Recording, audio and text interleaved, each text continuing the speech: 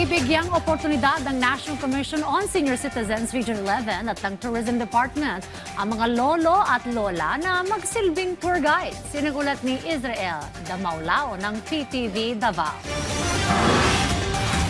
Sa layuning mabigyan ng mas maraming oportunidad ng mga senior citizens na makakuha ng income sa kabila ng kanilang edad, patuloy ang National Commission on Senior Citizens kan SCSC Region 11 sa paghahanap ng paraan para mapalawak ang oportunidad para sa mga senior citizens.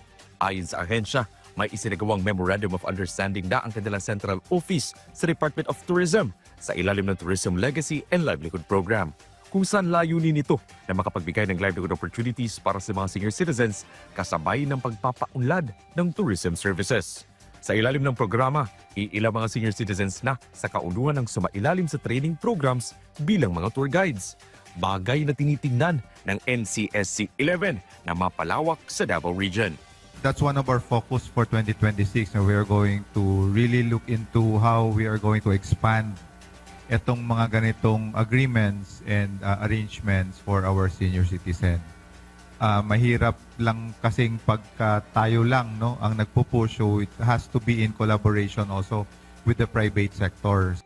Nag-request na rin umano ang NCSC 11 na maipatupad sa local level ang naturang agreement sa DOT. Ito upang magamit bilang oportunidad sa mga senior citizens sa Region 11.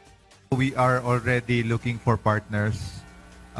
At the same time, we are also requesting our central office kung pwede ba nating i-localize din no, yung arrangement with the DOT to employ senior citizens as tourist guides as well.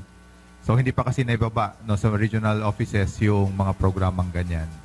Ang posibilidad na mabigyan ng trabaho sa sektor sa turismo ang may edad, ikinatuwa ni 65 years old na si Auria. Malaki umano ang tulong nito, lalo na sa mga senior citizens na may kapasidad pa upang magtrabaho. Ako juga kay salamat, ulipay ko. Okay, pres na ako bitaw, marag diri ra ko ano. Ulipay ko.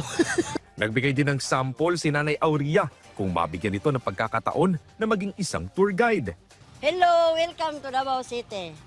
Dito sa Davao City, nasa mahigit 200 na ang kasalukuyang bilang ng mga senior citizen na nabigyan ng trabaho sa mga fast food chains ng lungsod, kasama mga piling Persons with Disability o PWD.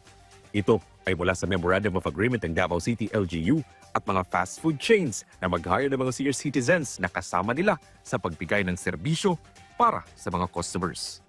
Israel Damaulao para sa Pambansang TV sa Bagong Pilipinas.